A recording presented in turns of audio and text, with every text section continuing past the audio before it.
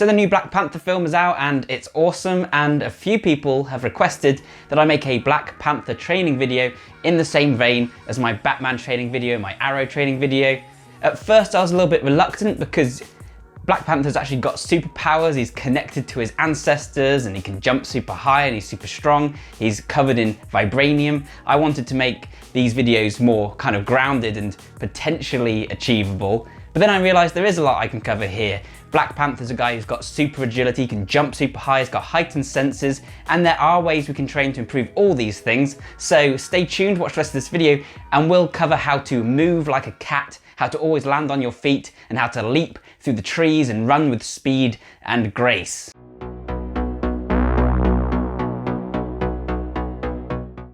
Well, I'm going to go into a lot of detail in this video on how to jump higher, become more agile and flexible and more powerful.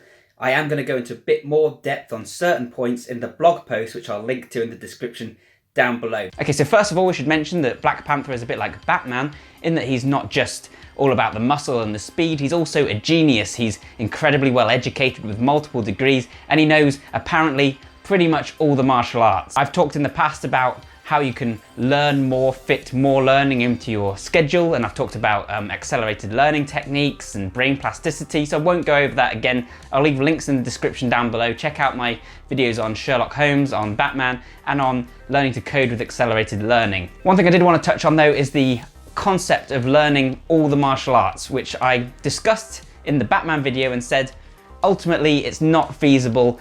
There's thousands of different variations of different styles of martial art, and it's going to take you a minimum of 10 years to really get the basics, you know, to even slightly master a martial art, to reach black belt status, let alone to become, you know, a true master, a grandmaster who, you know, completely understands every facet of the style. So a few people commented down below and said that what you could do instead is to learn just the basic styles of martial arts, you know, your karate, your kung fu, your judo, and then to add on top of that just a few techniques from different styles, and that would be pretty much the same thing. And I've got a few issues with that. First of all, there's a lot more difference between different styles of martial art than you might think. I did capoeira, tai chi, and karate. They're all completely different. I mean, capoeira is all about rhythm and swinging your legs around, and it looks like a dance, and tai chi is about slow movements and concentration, and karate is essentially a combat sport.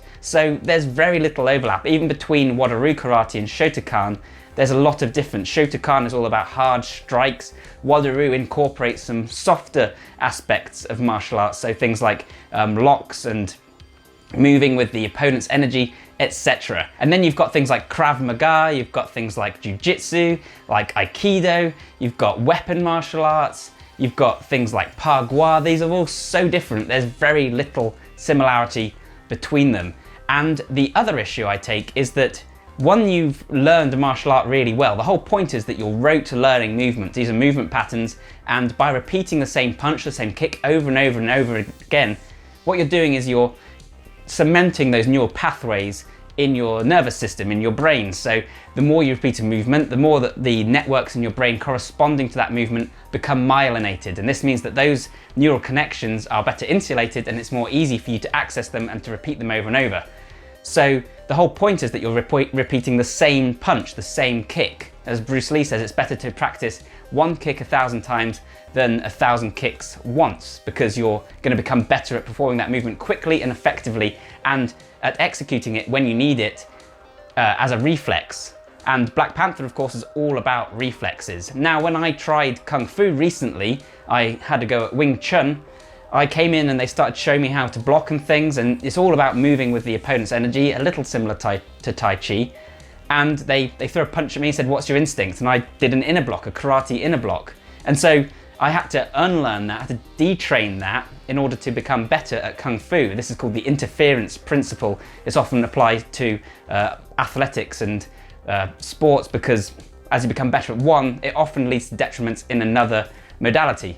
And so the same thing happens in martial arts. If you become really good at karate, it might actually impede your ability to block using a Kung Fu technique. So realistically, I don't think it's feasible or even a particularly good strategy to try and master every single martial art. But what I would say is that what you can do is to incorporate lots of different martial arts into a new style that is your style and that works for you. And that's how a lot of martial arts styles like Krav Maga are born, and like Jeet Kune Do famously. So absorb what is useful and reject the rest. So repeat the same punch and the same kick, but then bring in other useful strategies from elsewhere and devise your own style. And that's what a lot of true masters end up doing, is taking different components from different martial arts and creating their own style. So if I were really T'Challa trying to become the Black Panther, rather than trying to learn every single martial art, I'd find a kind of base martial art that agreed with my body type, practice, and then learn as many techniques from elsewhere as possible. I think that's the most realistic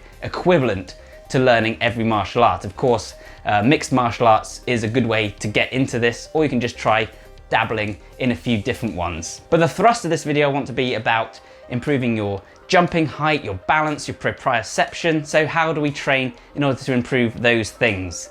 Well, proprioception is your ability to sense your body in space. This is what gives you a sense of balance along with your inner ear, and it's what allows you to become more agile, because if you know where your body is, then you're not going to be clumsy and flailing around all over the place. So proprioception is handled by proprioceptors, and the one we're going to be looking at here is the muscle spindle. So a muscle spindle is found in all your muscles, and as your muscles lengthen, the muscle spindle lengthens, and this provides feedback to your brain to tell you the length of your muscles and therefore where they must be in space. So this is what allows you to build that mental image of your own body moving through space.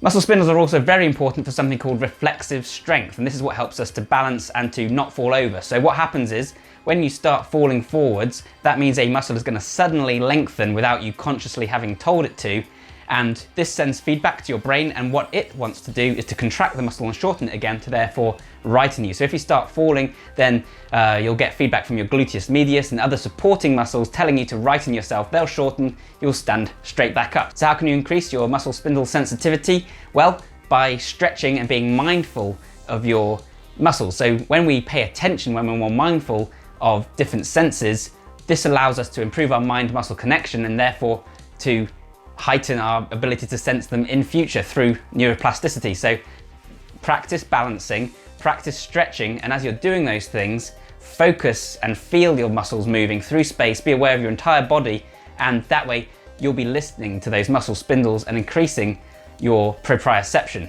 Of course, you know I'm all about SAID, specific adaptations to imposed demands, and that means that if you want to improve at something, you need to do more of it. So if you want to improve at balance, then of course you need to balance more and use balancing exercises. So anything where you're standing on one leg, such as a one-legged calf raise, for instance, or anything where you're leaning back, such as a sissy squat, which can be a bit tough on your knees, but check with your doctor. It can also be used to rehabilitate your knees, so it's not entirely bad, you just need to be very careful.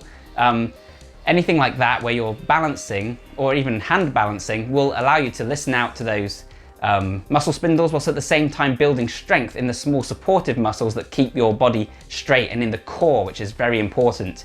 Hand balancing is actually a fantastic way to strengthen your core and to build those supportive muscles and to prevent yourself from being easily knocked over. Hand balancing being anything like a handstand push-up or like planche, or even just like crow pose, which is a good place to start and then build up. Any kind of compound exercise at the same time will also allow you to build the supportive muscles. I talked recently about loaded carries and lifting a trap bar and walking with it. This is fantastic for building those stabilizing muscles, especially in the hips. And again, if you're more consciously listening and watching your own biomechanics as you do this, then you'll improve your ability to balance and stay upright. Another very useful form of training is contralateral training. So any movement that trains your right arm and your left leg, or your left arm and your right leg, such as press-ups, where you're on one hand and the opposite leg, or such as Spider-Man crawls or lizard crawls, anything like this, because these two sides of your body are neurologically linked, your left arm and your right leg, etc. And this is why when we walk, we see our arms move in the opposite direction. So by training this, you can improve your ability to coordinate the two sides of your body, to use them as a single unit, and again, to be a little less flailing and a little more accurate. The thing with any kind of training like balance training, etc., is that it takes a lot of time out of our gym, and that's why I highly recommend something like doing one-legged calf raises or one-legged squats, because these are also training your legs. So at the same time as building strength in your leg, you're getting that added benefit of some balance training. And if you want to engage your proprioception even more during this, then try closing your eyes and ruling out your other senses so that you're focusing just on those muscle spindles and using them along with your inner ear to right yourself. In my video on explosive training, I talked about explosive eccentrics, and this means anything where you're absorbing an impact, where you're catching yourself as you fall or where you're catching a weight. For example, depth jumps, where you jump off of something high and then straight back up into the air. The best way to do this is by jumping off of something 43 inches off the ground. Don't go higher than that until you can squat a lot, and then launching yourself straight back up in the air, spending no more than 0.2 seconds touching the ground.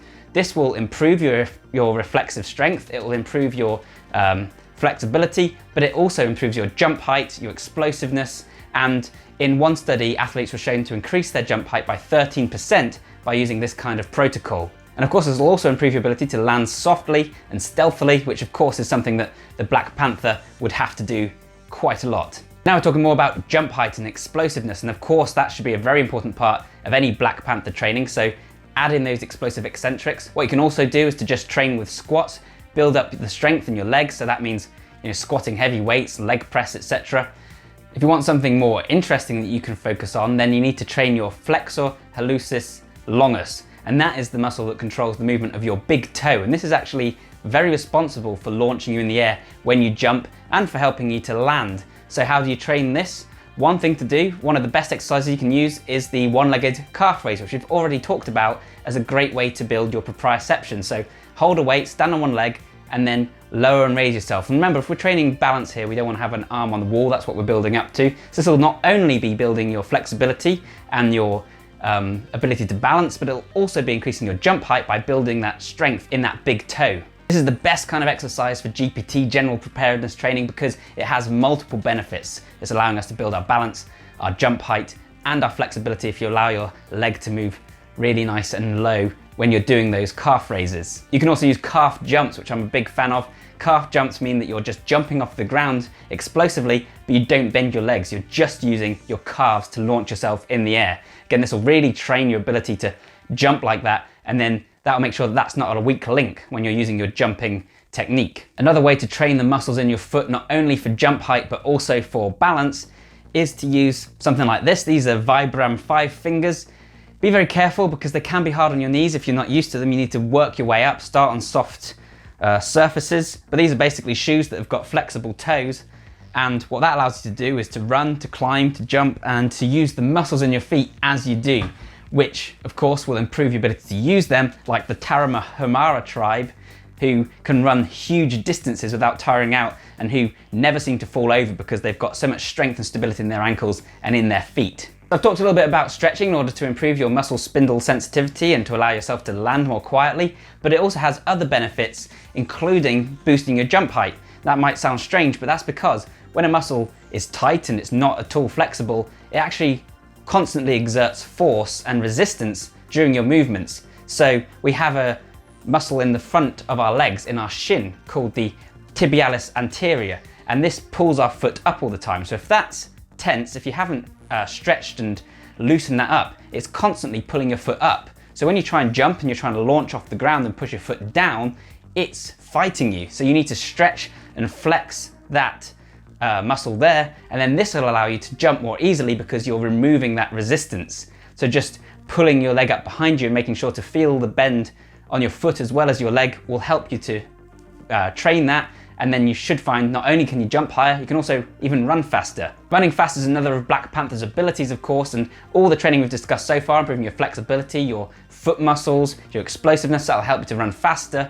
At the same time, you can also find a link in the description down below to another of my videos talking about how to run fast like Sonic, and you'll find many more tips on speed drills, etc. that you can use there. Finally, the last thing we might want to train in order to be more like Black Panther is our senses, because Black Panther has super acute senses, a bit like Wolverine or Daredevil, and that's something else that allows him to fight with amazing reflexes and to not get snuck up on. But even when a panther cannot hear his victim, he can always detect the scent. So how can we improve our senses? Well, once again, this is something I've already covered. I did a video on training like Daredevil. I'll link to that in the description down below. But just to go over the basics, you want to focus on using your senses in a cross-modal fashion. So not focusing just on your sight or on your hearing, but on focusing on sound localization. So that means listening for things and then working out where they came from in space. So a good exercise is to quiet your mind for a moment, listen to sounds around you, and then try and guess where they are and then find them. And that's the kind of training that they actually teach to Tonmeister sound engineering students. They are surrounded in a circle, they wear a blindfold, and they have to identify where sounds are coming from. Because really, that's what would be useful in a fight, isn't it? Knowing where someone's sneaking up on you or where an attack is coming from. So focus on not only listening for sounds, but working out where they're coming from and using your senses together. If you're going to practice walking through the house with blindfold on, trying not to break anything, including your own limbs, then something you can do is to focus not only on your tactile senses, but also on sound, also on temperature, etc. We have many more than 5 senses, and by using them together, you can get much more information. So if you're walking through your house, you might try and feel the breeze coming from a window, or you might try and feel a change in the texture on the ground, or a creaky floorboard. All these things can give you more information about where you are, and it's using them together like this that will allow you to improve your senses. But a lot of it's just mindfulness. It's focusing on those senses and not just ignoring them, because there's so much information that we ignore all the time.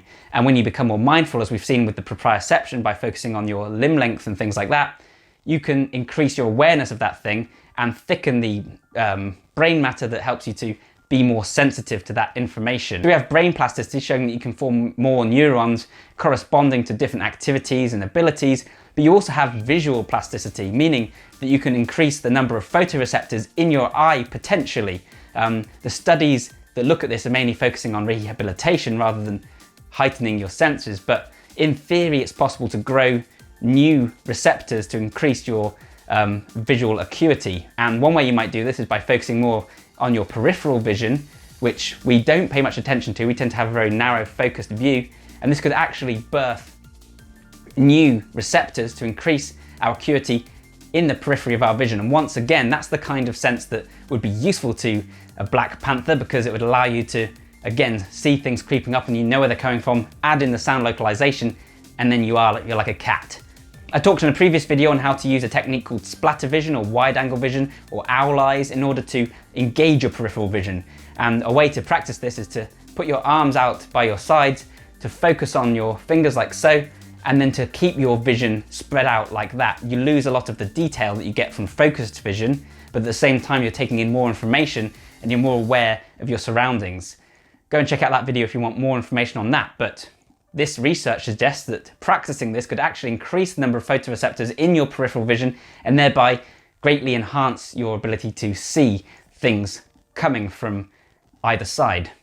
So there you go. Hope you found this video useful and interesting, guys. If you did, then please leave a like, please share it around, please comment down below, let me know what you think. If I missed anything, if you can think of any cool techniques that might be useful to train more like Black Panther.